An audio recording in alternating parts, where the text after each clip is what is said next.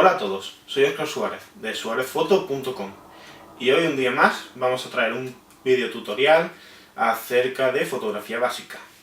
Empezamos.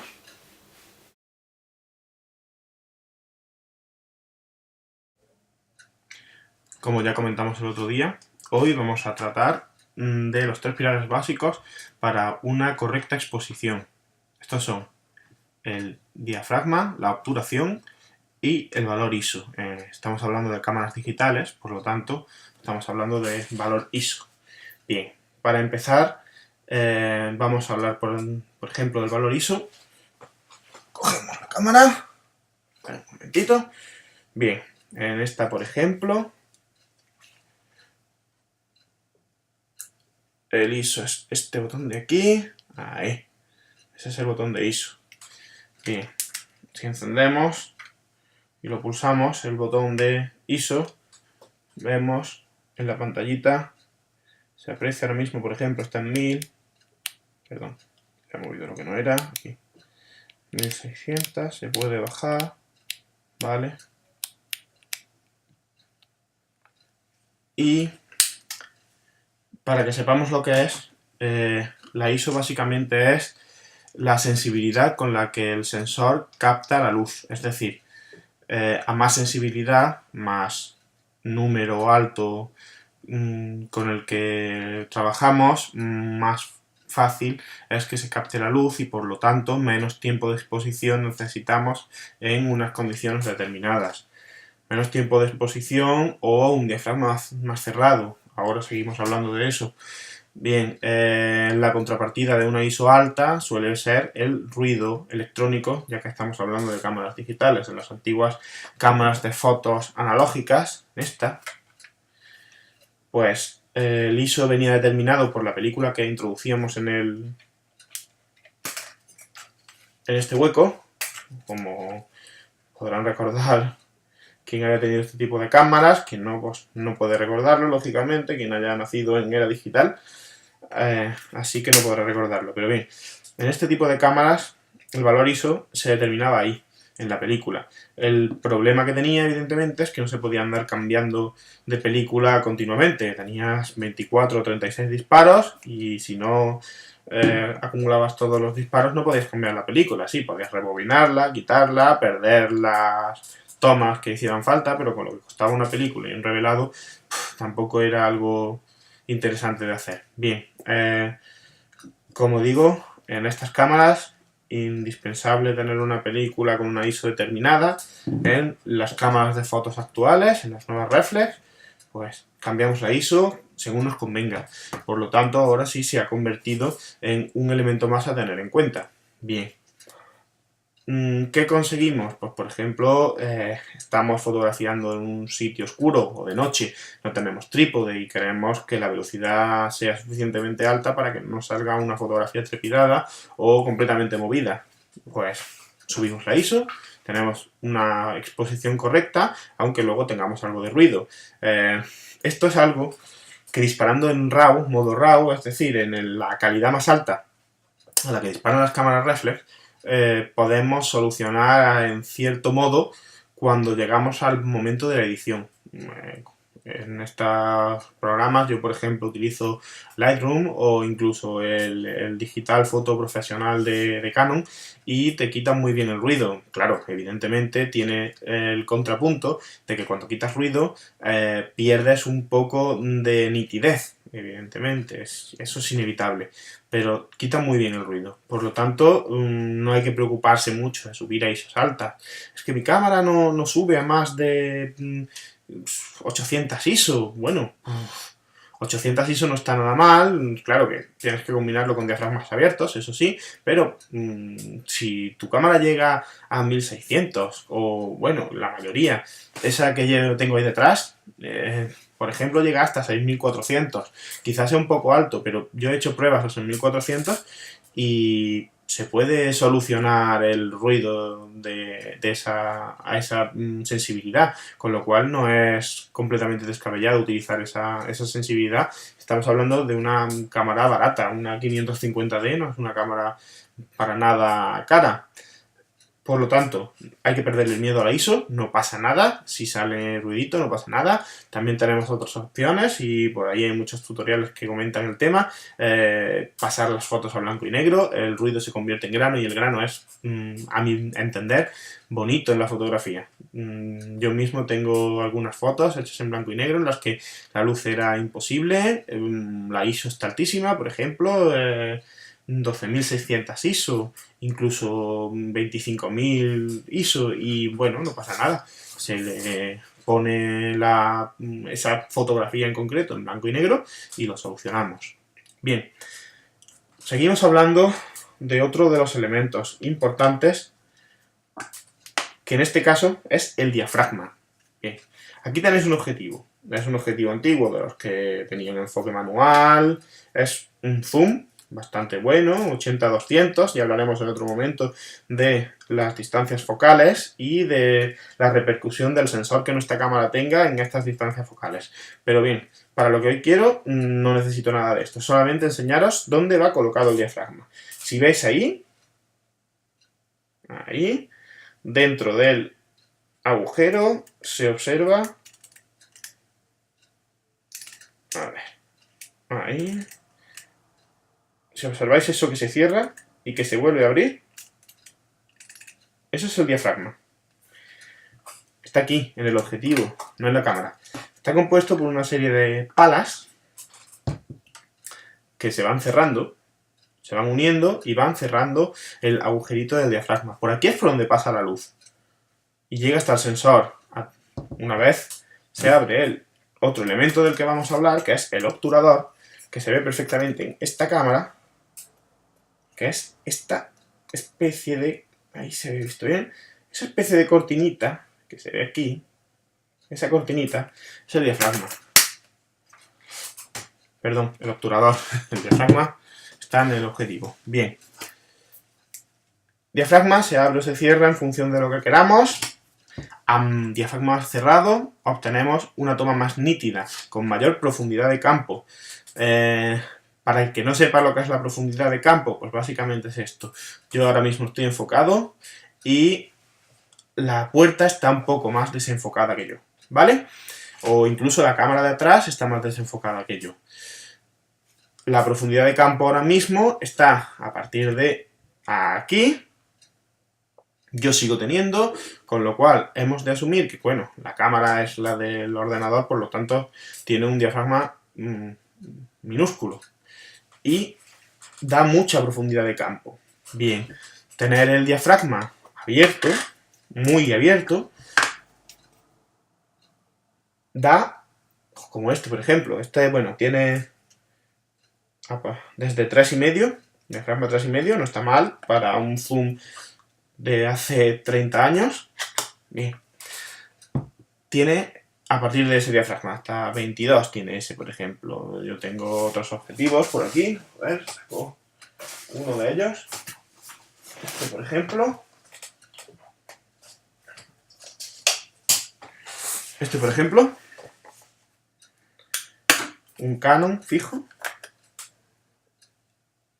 Diafragma 1.2. Son más grandes, lógicamente, pero los objetivos, si son fijos o son zooms, tienen diafragmas más grandes o más pequeños. Bien, como digo, una profundidad de campo mayor en función de que sea más pequeño el diafragma. Es decir, recordamos del otro día, F22 es un diafragma más cerrado que F1.2, por ejemplo, con lo cual a F22, es decir, un diafragma totalmente cerrado en muchos objetivos, algunos llegan mucho más, pero en la mayoría, bueno, pues llegan a eso. Diafragma muy cerrado, una profundidad de campo altísima. Diafragma más abierto es una profundidad de campo cada vez más pequeña. A 1.2 con un objetivo 50 milímetros y tu sujeto situado pues a medio metro o 80 centímetros, el fondo saldrá completamente desenfocado.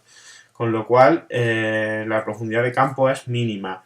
De hecho, en algunas fotografías es importantísimo apuntar bien a los ojos, porque a partir de aquí todo hacia atrás ya está desenfocado. podéis ver muchos ejemplos de esto por ahí. Incluso en mi propio Flickr tengo ejemplos de esto. Bueno, seguimos hablando entonces de lo que nos queda. Estamos hablando de la obturación, el obturador, que ese sí se sitúa en la cámara. Bien, en esta cámara analógica, como ya he enseñado, está aquí colocado. Son un par de cortinitas que, según la cámara, en las antiguas iban así, colocadas, ¿vale? Son dos. Una se abre, la otra se cierra, perdón. Una se abre, la otra se cierra y en ese momento se quedaba la película expuesta. En las cámaras de hoy día no se puede ver el sensor normalmente porque está tapado por el obturador, ¿vale? Pero la función es la misma, solo que normalmente es así, es decir, abre esta, cierra esta, se vuelven a colocar en su sitio o viceversa. Es decir, puede ser otra vez, abre, cierra y se colocan en su sitio. Bien, a velocidades de obturación más altas, esto va más rápido, con lo cual la luz que entra al sensor es cada vez más pequeña. Decir que, aunque esto es así, teóricamente uno abre y otra cierra, cuando se llega a cierto número, a cierta velocidad de obturación, pues directamente lo que hace el obturador es abre un poco y la siguiente cortina, la segunda cortina, de la que seguramente habremos oído hablar alguna que otra vez, la sigue hasta volver a cerrarse completamente. Con lo cual, en el sensor, o antiguamente en la película, solo hay una franja, cada vez más pequeña en función de la velocidad, que se va mostrando a la vez. Esto, para cuando hablemos de flashes, pues es lo que provoca que si el flash y la cámara no están sincronizados a una velocidad determinada, un máximo de 1.200 o 1.250 del segundo, se forme en la fotografía una especie de zona en negro o incluso mucha zona en negro y una pequeña franja de color, porque el flash no ha dado luz nada más que a un pequeño momento de la fotografía. Bien, ¿qué conseguimos con cada una de estas cosas? Pues ya hemos dicho que un diafragma más abierto o más cerrado nos da mayor o menor profundidad de campo. Evidentemente esto influye también en la distancia a la que se nos sitúa el sujeto, es decir, tener una apertura de 1.2 no significa que se nos vaya a desenfocar todo el fondo cuando estamos enfocando a infinito. Todos sabemos que los objetivos, los de ahora por lo menos, bueno, los de siempre, algunos no lo tienen, pero los más o menos buenos sí. Aquí se ve el anillo de enfoque, y esto, esa especie de 8 tumbado, ¿ves? Infinito. Seguro que lo sabe quien haya estudiado matemáticas. Bien, pues ese infinito, cuando se enfoca a él, siempre la profundidad de campo es mucho mayor que cuando se enfoca a un determinado punto. Si ya digo, si estamos a 1 metro, pues lo de más atrás aparecerá desenfocado y sin embargo, si estamos a 15 metros y el objetivo enfoca ya a infinito, pues posiblemente lo de antes sí esté desenfocado, lo de después no. Si, por ejemplo, tenemos una reja de por medio y queremos enfocar a algo que está a 3-4 metros de la reja, aunque tengamos el diafragma totalmente abierto, no se va a ver esa reja, solo se va a ver la parte del fondo. La reja aparecerá como una especie de sombras, pero no se ve nada más. Bien, y esto es muy interesante en retrato, por ejemplo. Por eso en retrato se utilizan zooms bastante grandes, porque aunque el modelo se sitúe a 2-3 metros, con esto enfocamos solamente la cara o solamente el cuerpo de la modelo o el modelo, tenemos una profundidad de campo suficiente para que se vea nítido todo el modelo, pero no se va a ver nítido el fondo, con lo cual conseguimos que el modelo nos destaque del fondo. Bien, eso en cuanto a diafragma. En cuanto a obturador, pues bien, tenemos dos opciones: velocidades rápidas, velocidades lentas. Ya digo que para flash es imprescindible, bueno, no es imprescindible, se puede hacer, pero en principio la velocidad de sincronización es de 1.250 máximo y no en todos los flashes, y no en todas las cámaras, perdón, depende de las cámaras más que del flash. Esta, por ejemplo, pues solo tiene hasta 1.200 de sincronización con el flash. Bien. una velocidad de obturación alta consigue que congelemos el movimiento. Ya lo dije la otra vez. Por ejemplo, estamos haciendo fotos de un evento deportivo, de un partido de fútbol, de baloncesto, natación, y queremos que se congele el momento. Por ejemplo, natación, queda muy bonito. El momento en el que el nadador levanta el brazo y el agua está cayendo del brazo, bien, pues eso queda completamente congelado y se ve cada una de las gotas que cae perfectamente cuando utilizamos una velocidad de obturación alta. ¿Para esto qué necesitamos? Necesitamos compensar esa obturación alta con un diafragma más o menos abierto, con lo cual tendremos un poco menos de profundidad de campo y con una sensibilidad ISO más bien alta, porque generalmente ese tipo de deportes se practican en un sitio cerrado, o aunque sea un partido de fútbol, si es de noche, por mucho que los focos iluminen, no es la misma, no es tan buena la iluminación. Además tenemos que contar que no todos los zooms tienen una gran apertura de diafragma. Por ejemplo, este que os hablo tiene 3,5, pero no todos lo tienen, y cuanto más grande es el zoom, más milímetros tiene el zoom, pues más pequeño suele ser el diafragma. Hay zooms de 400, 500 milímetros que suelen tener un diafragma mínimo de 5 o 6. Eso no es luminoso y por lo tanto hace falta una buena sensibilidad ISO y una velocidad más bien baja, pero si queremos congelar, pues la ISO y la velocidad tienen que compensarse para que el diafragma mínimo 5 o 6 pueda dejar pasar la suficiente luz para que no tengamos una foto negra quemada. O sea, perdón, una foto negra que no tiene datos en negro. También decir que en la fotografía digital es más fácil recuperar de oscuros que de claros. Pero lo ideal, por supuesto, es una buena exposición. Pues bien, ¿qué necesitamos para una buena exposición? Simplemente, os lo enseño aquí. Bien. Es que no me aclaro mucho con esto que está al revés. Eso es el exposímetro. Dentro del visor, porque es donde siempre se suele mirar con la cámara, tenemos ese mismo letrerito con hasta más menos 2, creo que es. A ver, vamos a ver, lo que no recuerdo si era 2 o 3.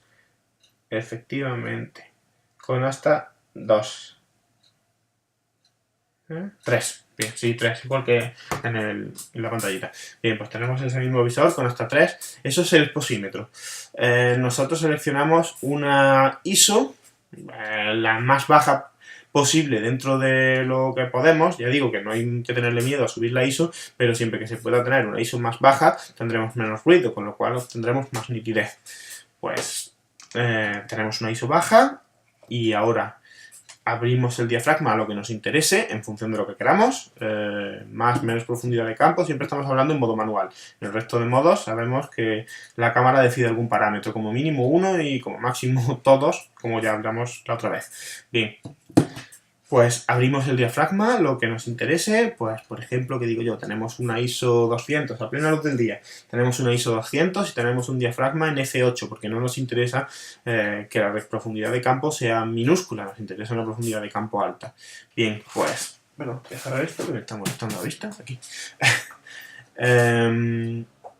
Ahora seleccionamos la velocidad de obturación en función de ese diafragma que hemos escogido, y para ello pues nos guiamos por los puntitos estos, por el exposímetro, y nos dice si necesitamos más o menos luz para que la exposición sea correcta. No es un dogma de fe, ¿vale? Se puede utilizar una exposición más alta, una sobreexposición, una exposición más baja, una subexposición, en función de lo que queramos. Pues ya lo explicaremos más adelante, pero se puede hacer lo que queramos. Y disparamos nuestra foto en modo manual y tenemos una foto correctamente expuesta.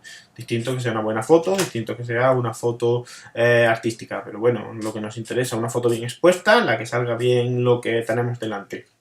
Ya en otra ocasión explicaré las distintas mediciones que hace el exposímetro, pero en principio cualquiera de ellas nos vale, ¿vale? Generalmente, para no complicarte mucho la vida, utilizas la exposición más genérica, que eso leyendo el manual de la cámara pues te lo dice, y pones la más genérica para que salga la cosa más o menos una media ponderada de la luminosidad que tienes en todo el sitio, tanto donde estás enfocando como en el fondo, para que no te salga quemado el fondo, si tiene mucha luminosidad, o que no te salga demasiado subexpuesto la persona a la que tienes delante, en fin, para hacer una media. Luego eso se puede corregir siempre, como hemos dicho, en la postproducción.